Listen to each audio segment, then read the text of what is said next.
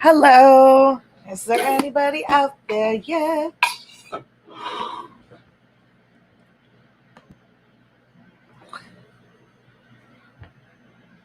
Oh, look at my little icon is in the corner. I put my little watermark there. How cute. I'm going places, people. Slowly but surely, Aiko is going.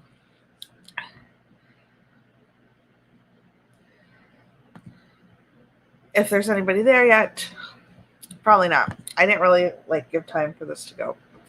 So we'll give it a few minutes. Charlotte! Finally, this sign of life. I'm not at my regular computer desk today. I'm kind of in my kitchen, dining room. So I'll explain why in a little bit. So, but I did get a new dress. It's quite boobage. Hi, Susan. Oh, okay. So I got this dress from Killstar. Let me show you. How cool is this? And this front is like this. How nice is that? Hi, India. I was showing my new dress. Killstar. I was so excited. I always wanted one of the dresses that did this, but I never got one. How is everyone? Oh, I just woke up, by the way. I slept in my makeup, so I didn't realize. Thank you. Oh, God, I have makeup all over my face. I do not look presentable. I had an interview early this morning, so I did my makeup early, and then I fell asleep when I got home.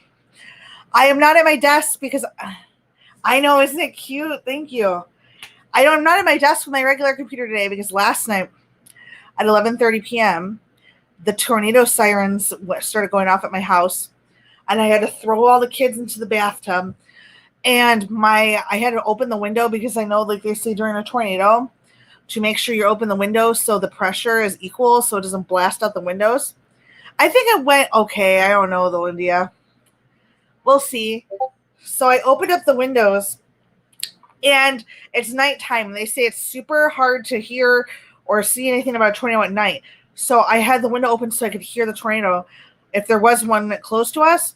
So my computer's right next to that window. So I unplugged everything and hid it under the desk. And I'm just too lazy to plug it back in.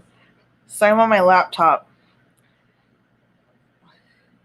I'm petrified of tornadoes ever since Twister. Nope.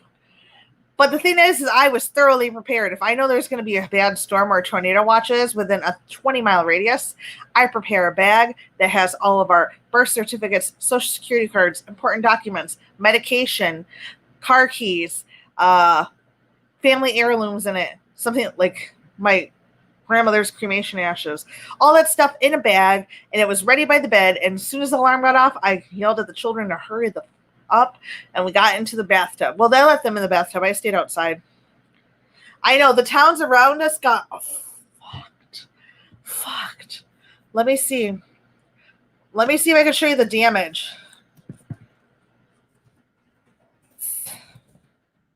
I don't know. Let me see if I can show this.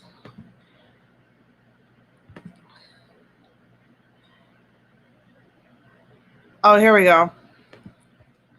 I'm going to show what the tornadoes did by our house. Yeah, me too. I would have really seriously freaked out. Okay. This is where the tornadoes hit last night. Hold on. Let me know if you guys can hear it.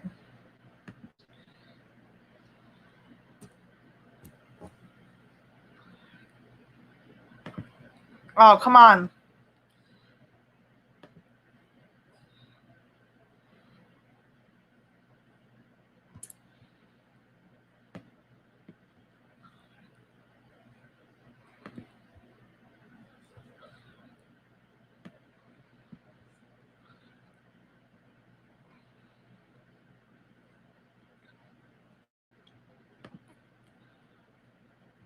Every time I want to show a freaking video, man. Every time. I just want to show a video. Really? Come on. Guys, if you don't mind, can we go up the chopper for just a second?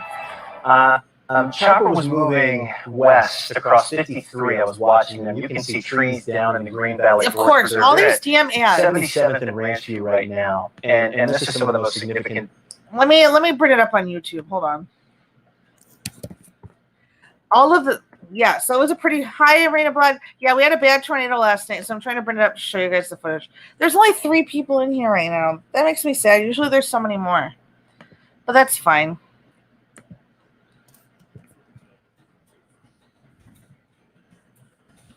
Usually there's way more. Okay.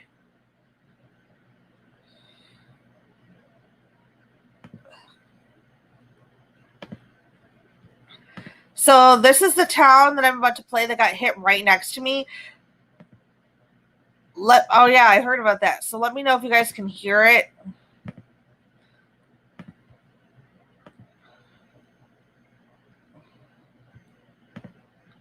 A tornado touching down before midnight in DuPage County. This is a press conference from Naperville. Here's the mayor. Let's listen in.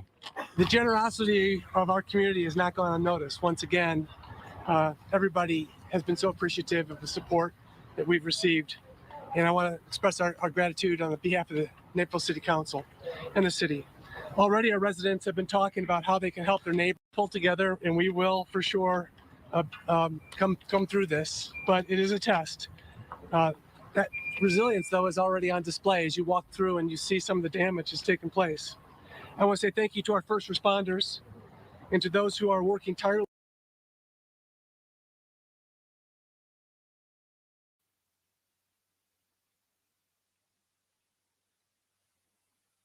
Yeah, that's the damage that it did in the town right next to us. Completely freaking just obliterated everything. Insane amount of damage. Look at that. Oh my god, it gives me the heebie-jeebies. I'm so petrified of tornadoes, guys. I literally had to keep my calm yesterday.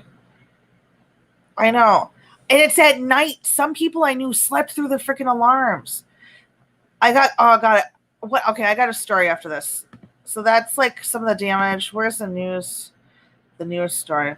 Okay, I'll subscribe. There's a shorter news story.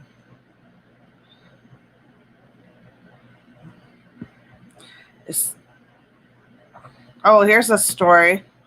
This happened. Damn it. As soon as I walk in. Why is there so many ads?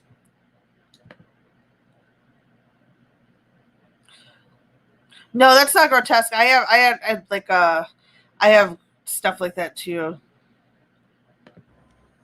Diane and Terrell, the Casey family here on Woodridge Drive, trying to salvage what they can inside their home. You can see that the top floor has been completely exposed, the roof ripped off, their kitchen exposed as well. This is a family of 5 who lives here, and we are hearing some incredible stories of how they made it through all this. One of the brothers helped save his other brother, a 6-year-old boy who was inside his bedroom asleep and scared. Take a listen.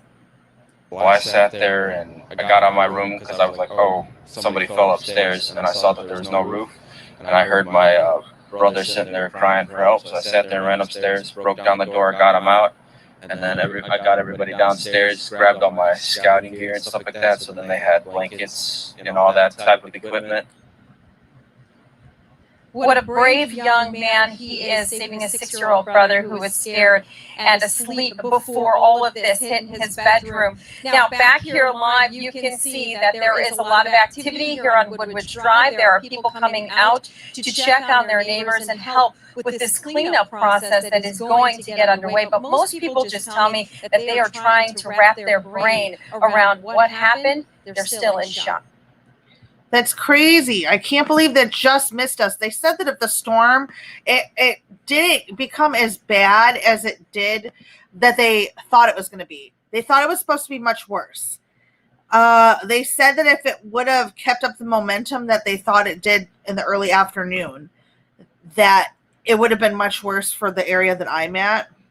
But I mean, man, that's This is crazy. Well, let's go right up to Chapter 7HG, and you can see some of the damage right now to the homes. It's a lot different, Terrell, to see it from above than from below, right? You can really see the magnitude of the damage and sort of the way that this tornado may have traveled in this area. Evergreen Lane. In fact, guys, do you mind popping on Sky Map 7 for us so we can see exactly where you are? Yeah, 355 right there. There's Evergreen Lane. So this is right. That's the highway I drive on to take my kids right along that line home. that Tracy and Larry and Greg have been talking about, moving from west to east, from Woodridge on through Darien into Burr Ridge this morning. You can see this line of damage. And the roof, look at the roof damages to some of these homes, and they're not this, as it is indicative with tornadoes. Not every home gets hit, right? It swirls, and you can see sort of which homes get hit, which homes are untouched. It's just remarkable to see it from above. And in this particular neighborhood, though, you can see where there's at least some damage. It looks like just about every home that we're looking at on the screen here. Certainly a lot of trees down, a lot of roof damage. It's so scary. It's weird how it does skip some Going houses. to the west now. And we can see, as Greg was talking about, those front loaders, they're pushing some of the damage out of the way so power crews can get in. This is the damage that we've been talking about for a good portion of the morning. Tracy, I want to bring you back in here too so you can take a look at this picture. Anything that catches your eye as you take a look at this? You know what, it's interesting to know, Terrell and Diane, you see some of those homes, roofs are completely intact. And then you get right next door where it is not. And this kind of gives us the idea that in this particular area, we had the line of storms that came through. We had the one major tornado potentially, but Yeah, that's crazy. I'm very grateful that it didn't. Hi, Carl. Hi, Ellis. Hi, Star. Hi, Lou. Yeah, no, we had a tornado last night and we hid in the bathtub for like an hour. It was kind of scary. I actually kept my cool. Usually I hyperventilate and throw up everywhere, but I had the kids here. And it was really cute because my 5-year-old was patting my 10-year-old on the back because she was going, she's like, it's okay, Katie. It's not scary. So, yeah, we're fine. But like I said, if the storm sort of kept up the momentum that they were projecting, it could have been much worse for us. But like we live in like I don't know, like if you can sort of look, like our apartment's like that window there, that's where the ground is. Like we're like a garden level apartment. So we're kind of lucky where we're at. And then like the middle of the apartment, the bathroom was like the safest place to be. It's just when I was in Girl Scouts when I was younger, my troop leader thought it would be a great idea when it was thunderstorming. And since we couldn't go camping, to take us to go see Twister in movie theaters, I was like between 8 and 9. And I was petrified because if any of you guys have seen Twister back in the 90s, that was good graphics and that was flippin' terrifying. And I've been petrified of tornadoes ever since. And I have so many nightmares about tornadoes. So when that hit, I was freaking out.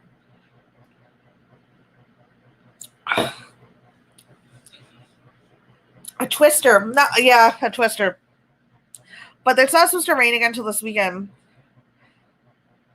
It's just scary when those sirens go off. And so more scary when it's dark out because you can't see anything. So like I was telling the kids, I was like, please stop crying. Please stop talking. Because I had to listen. Because like I had to listen to see if there was like a shift in the rain or if like, you know, like I'm some type of freaking storm chaser. It's just I had to listen because like they say that like a tornado sounds like a train or like a loud type of sound. So me too. So I was like listening for weird sounds. It's gonna take more than a Twister to kill Aiko. Trust me. No, and then I was showing everybody my cute dress. There was only 3 people here earlier. Morgs, look at this one. Where is it? How cute. I know, Shelby. I've never been in. Well, last year there was one, and I ended up crying in the bathtub, hyperventilating that I was gonna die. And I called Ron. I was like, oh, "I'm gonna die." He was like the first person. I called Morgs, I think, first, and then I called Ron. But I thought I was gonna die.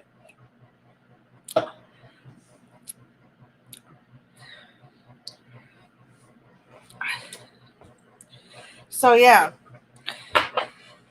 Hopefully no more of those. I don't need any more of those.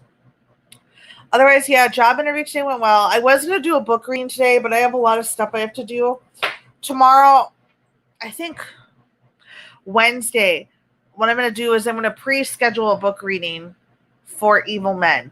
We'll read for an hour, probably around 3 p.m. Central Time, which should be like 8 or 9 p.m. UK time. Hi, Sam. So if you guys want to do a book reading, 3 p.m. Central, I will pre-schedule it when I get off. We'll read Evil Men. I have like some books coming today. So, and then like the thing is like, I think the book reading thing will be fun because then I can practice speaking slowly. You guys can listen and then we can converse about the topic and look up stuff together, like kind of like talking along. Because I'm like the kind of person that knows a lot of things, but if you just ask me something out of the blue, unless it's something I study consistently, like it'll take me a minute to like process and give you guys answers. But like if we're reading a book and if I see something that I know, I'm the kind of person that'll stop and tell you like all the background to it. Like I'll just go through. So yeah, we're going to do the book reading Wednesday. I think that's a good day because tomorrow is my daughter's first dentist appointment and we're going to be running around. I really hope I get this job. But then during the interview, he asked if I had a criminal record. And I said no, because technically I don't, because it's so old or it was supposed to be like wiped off or something. So I said no. But I've had background checks done before and it's nothing showed up. It's been since like 2009, but it's for a state. And usually when they do background checks for jobs, they'll check the state you live in and they check the state that you lived in previously if you didn't live in the state your whole life. So those two states, I have nothing. And like the last 2 background checks I did, that's all they checked was Illinois and Indiana. So I really need to get that taken care of.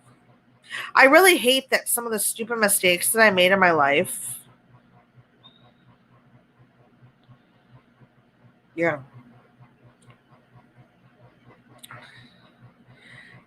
I say it's not on my record because technically, like after a certain amount of years, when people do background checks, they drop off. So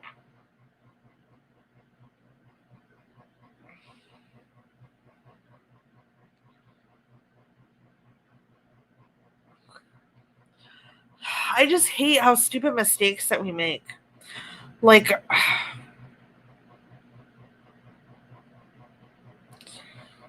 I don't know. It's just like I'm a different person now. Like, I don't even know who that person was. And it's just like, it sucks that my whole life is like determined by some stupid shit that I did when I was like between 18 and 21.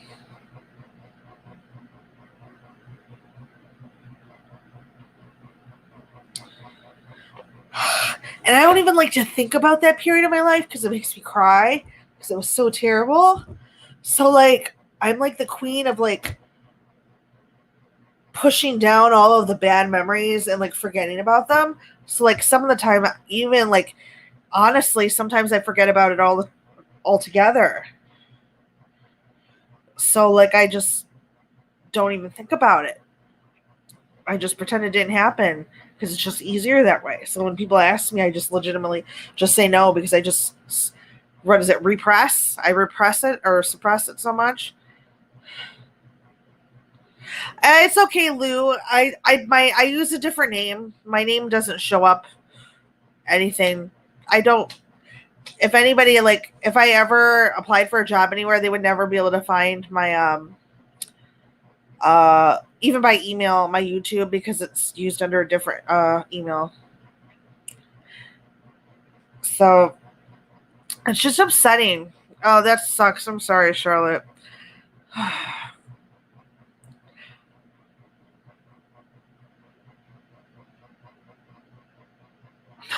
God. It's just so stupid. It's not like I murdered somebody. it was just like I had a severe undiagnosed mental illness, and I had no structure, no supervision, and then I got let out into the world, and the only group of people there to pick me up were the drug addicts and the junkies, and then I got flown into that, and it's just... I'm already vaxxed. I had the Johnson shot because that one doesn't have DNA altering shit in it. I know, that's why I never talk about it, Shelby. I'm just like, when he said, he was like, do you have a criminal record? I just like, was like, oh no. And I got like hit with all of that shit at once. I mean, I'm not gonna lie to people, but like, it's upsetting. Like I said, there's nothing glamorous about being so addicted to something that you're basically worshiping a needle. Like, that's the only thing that makes you want to live, and like you would do anything in life to get it. Like, that's like, so that's not a way to live, and it's such a terrible... I can't even believe the things that I've done, and I'm glad that I've gotten past it. Like, I'm talking like I was like, drugs are terrible. I mean, I know I joke about stuff all the time, but that's like my way of dealing with things, because as you can tell, it makes me upset. But it's just like, I was stealing from people, like I was doing unsavory things to get money for drugs. Like, my head, like, I've literally fucked up my arm. Like, where's it? I fucked up my arm from doing it. It's like, you can tell. It's just like, and I came from like, I mean, my family life was okay. Yeah, I'm okay. It's just like I wasn't the same person. Like, the only thing I wanted to do was get high, and I gave up being a mom for that. I made the decision to pick, like, that's how terrible drugs can be. Like, I was in an abusive relationship, and that was a big factor in why I didn't get to keep my kid. But I wasn't able to see that at the time. But any normal person that was sober would have thought to themselves that this isn't a good idea. Thinking to yourself, responsible mothers don't think to themselves, I'll only get high after the baby goes to bed, or I'll only get high until the baby can walk. That's not normal thinking. That's totally fucked up. That's like, I chose drugs over my child. Yes, I changed my priorities. Yeah.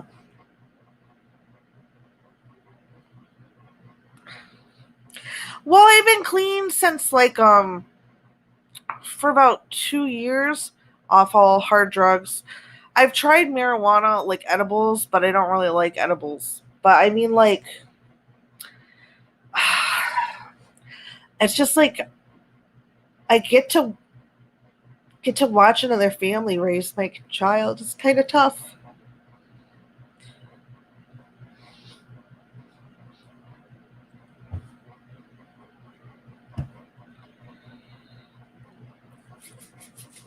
I'm sorry, Jake, that happened to you. Yeah. I mean, my child's in the best place now. I was very mentally, even before the drugs, I was very immature emotionally. And I was dealing with mental issues that I wasn't aware of. So I was like a very delusional in what I thought the idea of a mom should be. So when I got pregnant when I was 19, I thought, oh, this is how a family is supposed to be. I was setting up a family by the ideas of what I saw on TV or what I saw my mom did. But so I was making it look like I knew what I was doing, but emotionally and maturity wise, I had no idea what I was doing. I was just mimicking everyone. So like, and then it didn't help that I told my ex at the time, like, maybe we should be clean and do it this way and this way. This is our first baby. And then that my other person didn't want to. So that kind of dragged us both down. But it's just like crazy to think, like, I don't know. My son is in a better place now. He's with a family that's known my family since my mother and the lady that adopted him have been friends since kindergarten. They are so close that they both named their sons the same thing. And they adopted my son, and they said as long as I got sober, that I would be able to see my son and be in his life. So, like, he knows I'm his mom. He hangs out with his sisters. And, like, they have a good amount of money. They live in a cabin by Lake Michigan. They have nice cars. They go to Disney World. They travel. All this stuff that I can't even give my kids now. And all this stuff that I've never even been able to do. So, I mean, I'm very grateful for that. And he's a high functioning autistic. So I didn't know that anything was wrong with him because I only had my baby for 2 months before he got taken away. So I did not notice. I just thought he was a quiet baby. So they've been able to get him all the medical care by the best doctors. So it's for the best. Yeah, Chris, it's difficult. Delusional. It's just... Yeah, I mean, I'm a completely different person now. Like, I was just, you get put in this fog. It's like, I was like so fucked up in the drug mindset that I didn't even know Hurricane Katrina happened until 2 years after. Like, I didn't have television, cell phone, a computer. I was completely shut off from everything. Just like, I had a cell phone, but not a smartphone. Just going to work, doing drugs. You know, it was just like complete. Between 18 and 21, man, I was anything that happened between 18 and 21, so like 2006 to 2009, I have no clue. Thank you. So like, it wasn't until after that we realized that I had, a mood disorder and I was bipolar and stuff like that and borderline personality. And it's just like they say, like, when you start using drugs is when you stop. That's the age that you stop maturing. So we have undiagnosed mental issues. Then you throw drugs in. And I didn't even know who I was at that point. I was a very unhappy teenager. Like, I would cut myself all the time. I was always depressed. I always wanted to die. I didn't have any friends. I hated my life. And then I get thrown into college when I wasn't ready to go because I didn't know what I wanted to do. And my parents were going through a separation. And then they pushed me into college where they said I couldn't live there. So I went to college and then I dropped out. And since I couldn't live at home, I lived with all the junkies. So it just like slammed all at once. It was just, bye, Alice. So it's like all of that mixed into one was just definitely not a good concoction. I was definitely not on the road to success. But I'm better now, but it just sucks that like I don't even relate to that and I can't even imagine. Like, it seems like I'm watching a movie even when I look back at it. Like, I saw a dead body in my house and I had to like save that person from overdosing. Like, the shit that I've seen is insane. Thank you, Carl. I went to rehab, court-ordered rehab for 3 months. Like, literally, if I left the yard, they'd call my probation officer. And I work really well under structure and really well under therapy, and I like being around people. So I was able to talk and get out my problems. So that was really good for 3 months. So I did that. And then I moved out to Indiana. And then just started my life. So it's just, I can't believe any of it happened. I don't even see the same person. So it's like I'm trying to figure out who I am still because I want to be the person I was before the drugs, but that person didn't even know who she was. So it's just like, and plus that person's so young and I'm older now. It's like, how do I figure out who I am?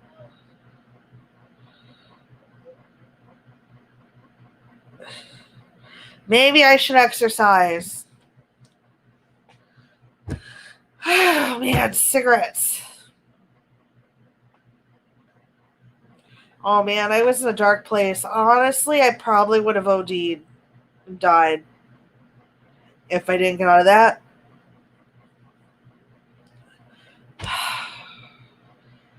Yeah, because everyone I knew that used just died. My ex died at 30. Oh, man. Yeah, he sure did. Thank you, Miss Maladapted. And it's not been an easy pull together. Like, I had a lot of trouble with drugs afterwards. Like, I was clean, but I would be able to catch myself before it got too far.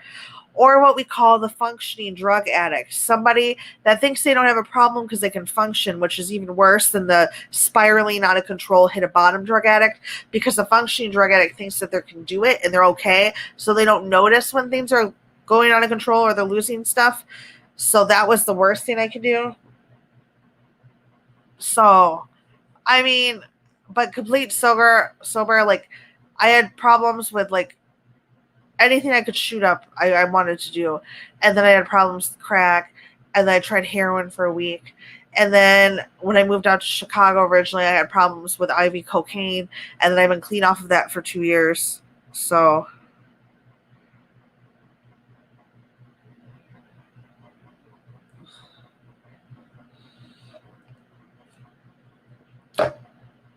I did so much cocaine when I moved to Chicago in 2017 that I was like $2,500 in like 2 months. And I almost OD'd. I remember one night I was like holding on to the Bible, praying to God. I was like, God, if you exist, please don't take me today. I was like, please, please, please, please, please, please don't let me go this way.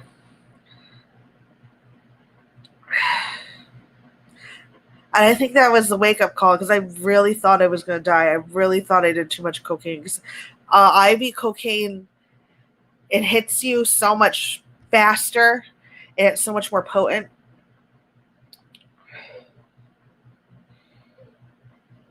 Alcohol is a dangerous drug. But, oh, man. And you know that I have to be scared to go grab a Bible. I literally thought that I was dying. I was scared to death. So, yeah, the most I do now is I used to have a problem with the Adderall, but then I found out it was ADHD. But now I just take the pill like I'm supposed to. It lasts me till the end of the month. Sometimes I don't even take it. I've kind of like restructured my brain. Oh, pain medication was terrible, man. I used to shoot up 160 milligrams of Oxycontin a day. Every day. Sometimes more. That's scary.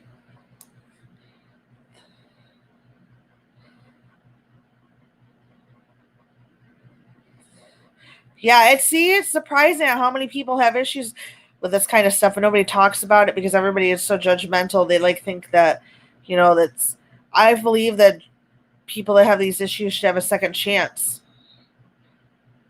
So, like, I don't know. I feel people that have alcohol issues, I don't have a problem with alcohol. I have alcohol in my fridge that I haven't touched. I have never even heard of gabapentin.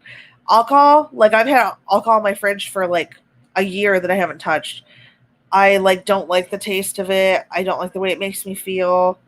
So I don't like it. So, but like, I know I've lived with an alcoholic that would literally puke up pieces of his liver every day if he didn't drink. Like, he would wake up shaking and throwing up. So alcohol, I think, is the worst drug out there. And I honestly think that alcohol should be illegal. I really do. It destroys so many more families.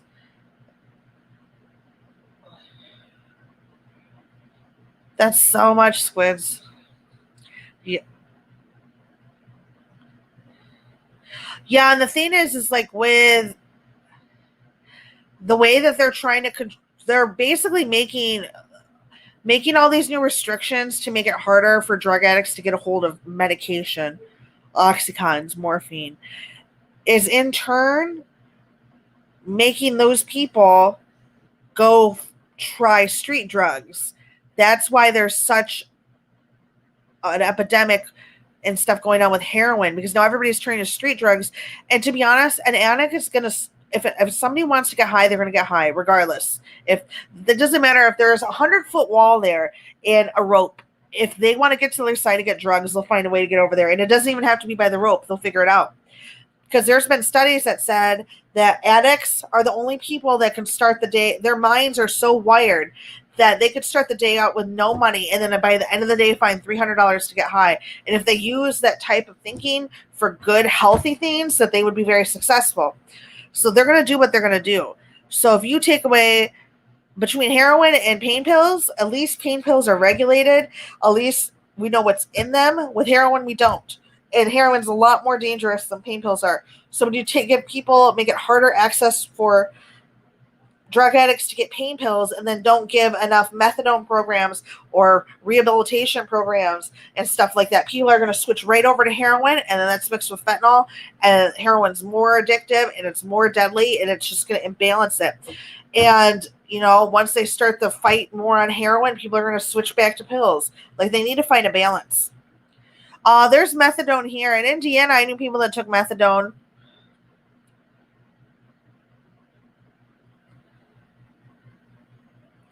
Oh yeah, morphine. I used to do a lot of morphine too.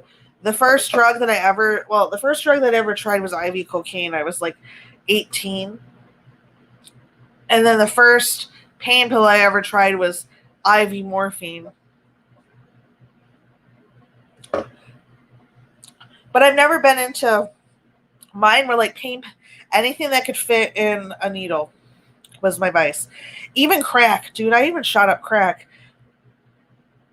And that's not healthy for you because you have to do it with vinegar. I'm pretty sure vinegar is not supposed to go in your bloodstream, but I made it work.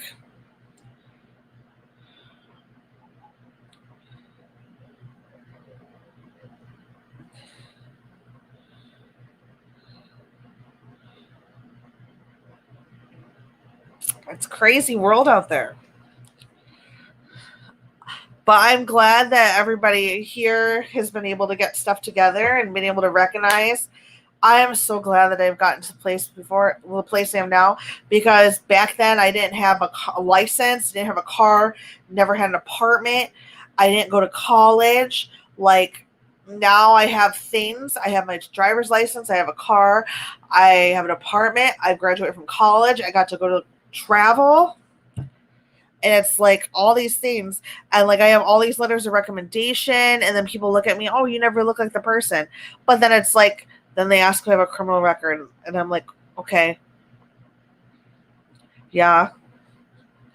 From like 2009 is just so long ago. I don't even know who that is. I don't even know why it's relevant. It's like, I can understand there's certain things that employers need to look for, but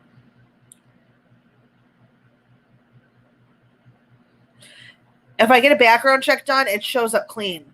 If I got my fingerprints done, oh my gosh, that comes back dirtier than a Love Hotel shag carpet. If you cut your fingertips, will that, like, let's say I have to do a fingerprint test. If I cut my fingertips, will that mess up the scan coming back so they won't be able to find anything? Because I'm so desperate for a job, I'll cut my fingertips. Or what type of acid would just peel off the top?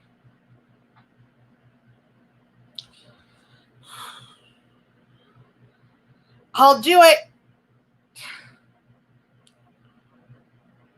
I know. Alex D, you're like, oof. I just like, I've never had a problem getting a job, ever. My background checks always come up clean. It's just that stupid motherfucking. It's like, I didn't even need to get my fingerprints taken to get into fucking China. I'll burn them. Oh, but I'd have to burn them one at a time.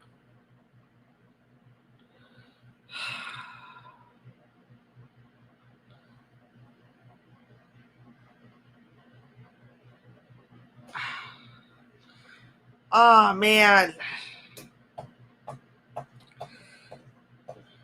Burning them. Oh, man. Do I really have to? Shit. But, like, you see me thinking about it, though, right? But, like, why do I have to have my fingerprints taken for a regular job? Like, I don't know if I do, but I'm nervous that I might have to. Because, like, I went to the most locked down country in terms of control ever, China, and they just asked me, did you commit a criminal offense? And I clicked no. Do you agree that you've never committed a criminal offense and that you promise you won't do anything bad? Of course I agree not to do anything bad. Like glue. Squids! You're a fucking genius. Glue?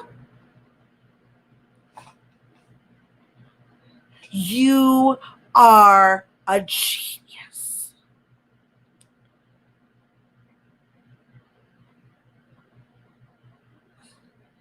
Squids.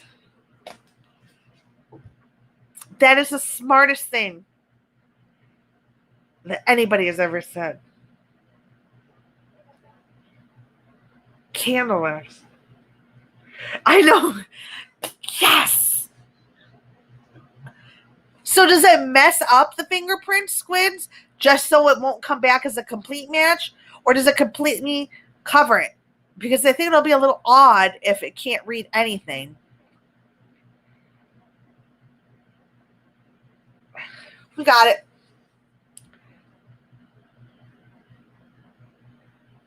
Why didn't I think of glue? Like rubber cement glue because it's clear with a brush. It goes on nice. Okay. China let me in. Japan even had a card in the plane. Did you ever get convicted of a criminal offense? And if you click yes, they don't let you in the country. I just click no. It's not like they checked. You can't even get into Japan with a drug offense. And I just put no. I just said maybe they will say this is a sweet girl.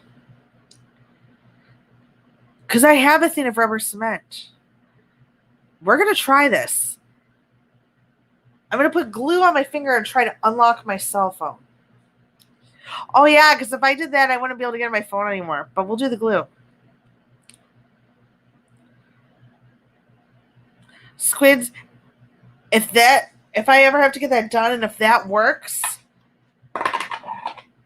you're a fucking god. Not if you use rubber cement. Do I have rubber cement?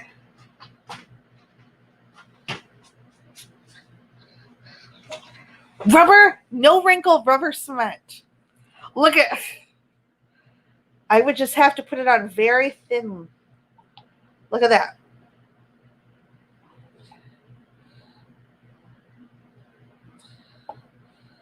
Okay, hold on. I'm just going to try it. Squids!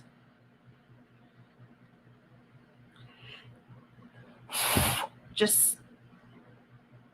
Squids, you're a fucking genius. Look at... The glue is on there, but it's... You can't even tell. And when it dries, it won't even be shiny. Yes, I just did super... Well, not... Put rubber cement on my finger to see if I could pass a thumbprint scan. Here, we're going to try this. We're going to test this out. Okay, here's my phone.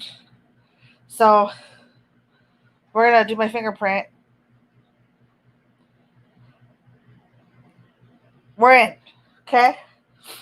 Now we're going to test it out. Squids.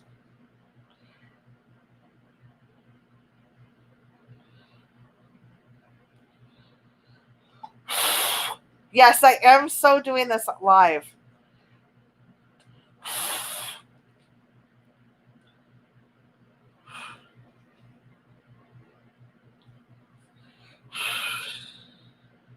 The lady at my last place didn't. But it's clear, Susan. I could tell him I have dry skin.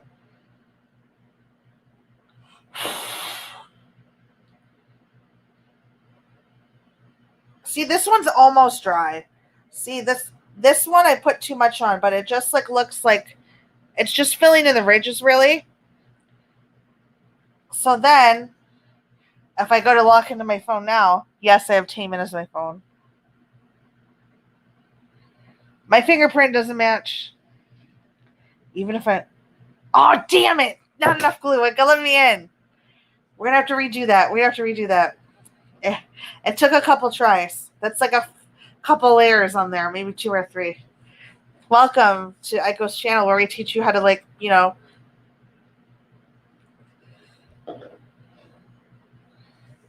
No, I don't. It's not like I have a felony. I just have like a low misdemeanor. And it's like so old. Like even if like if I go to Michigan and have one die in the state that it's from, sometimes it doesn't even show up because it's like after like 7 years, certain things don't show up. So it doesn't show up.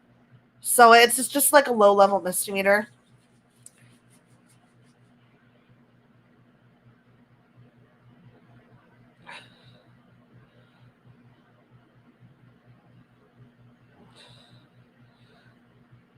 So a crimbo, what's that? Now I can't get into my fucking phone.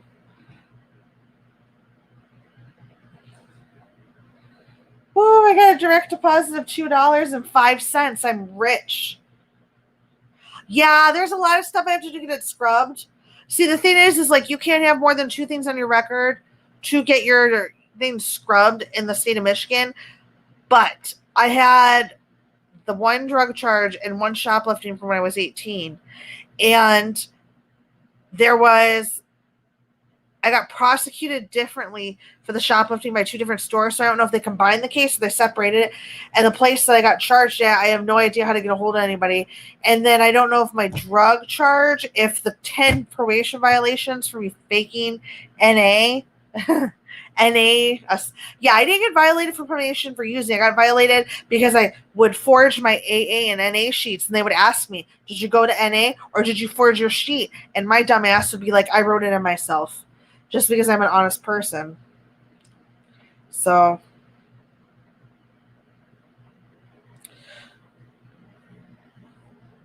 Fabian. And anybody just joining, this is like, we're talking about like how you can be a changed person. And this happened in like 2000, like 6, 7, 8. So I'm a changed person now. So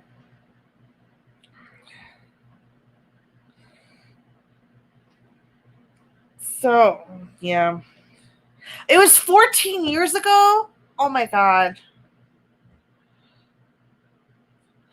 I graduated high school 16 years ago, guys. I'm old as hell. I'm old. I felt high school was 16 years ago.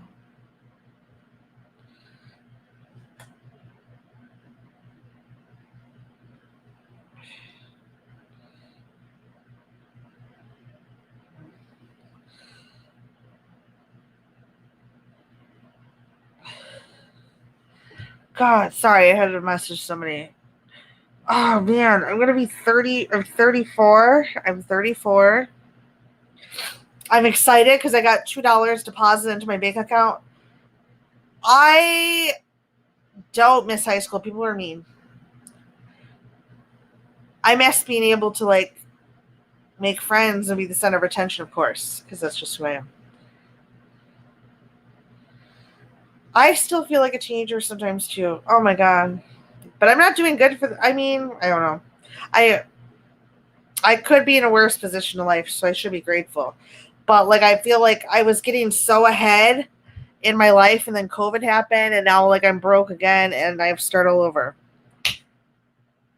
So like I should like I'm broke as fuck. I should be more like just I was excited because I had $2 deposited into my account. But we'll get back there. We'll get back there. But thanks so much for everybody talking. I'm glad to know that I'm not alone, and I know that I have a lot of friends, but there's a lot of people that have the same problem. So, as me.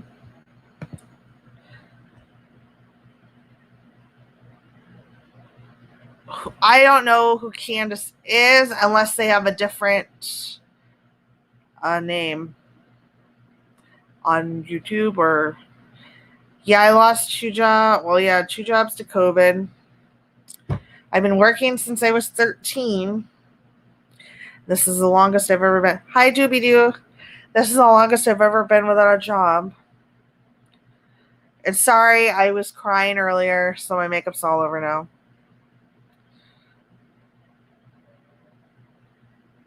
So, yeah. My kids are being so good. I wonder what they're doing. 1 second. 1 second.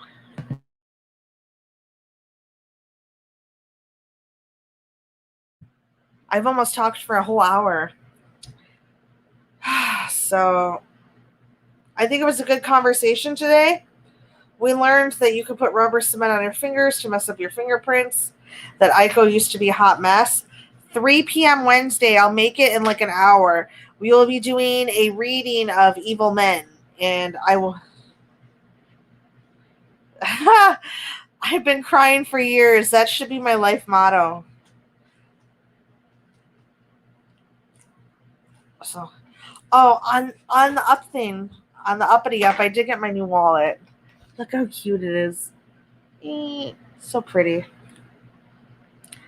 I'm broke, but at least I have this wallet. You'll get it, Star. You'll get it. It was a good talk today, Carl. So I did make some money selling some pictures. So that was able to buy groceries for my kids. So no regrets. No regrets.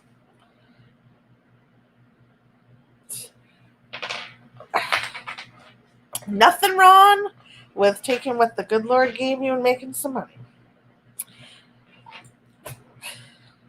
So I was able to buy groceries. So that was good. I went to the pool. That was nice too. So yeah. Sorry, I look like a hot mess.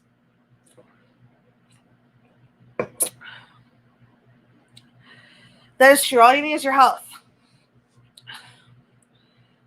And I'm going to get dressed up so I can show this cool new dress.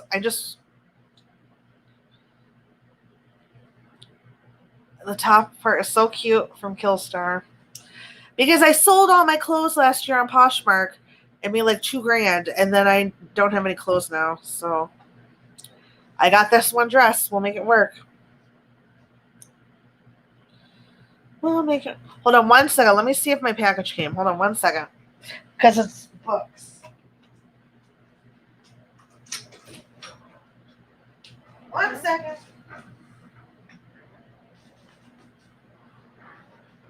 Darn it. I was waiting on this package full of books, but I guess it didn't come. Thank you. Yes, it is. I love the pentagram thing, and it's like a skater dress. So, yeah. Wealth magic. I never thought of that. I'm going to have to go look at that. I have books galore, but have I ever tried anything? No.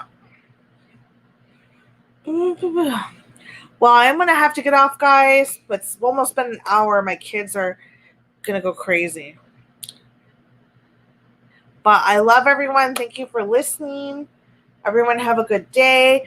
Wednesday, we'll do the book reading. I will make the little thing here soon, so look for it. But I love everyone. You guys have a good day, okay? Bye. Everyone have a good day.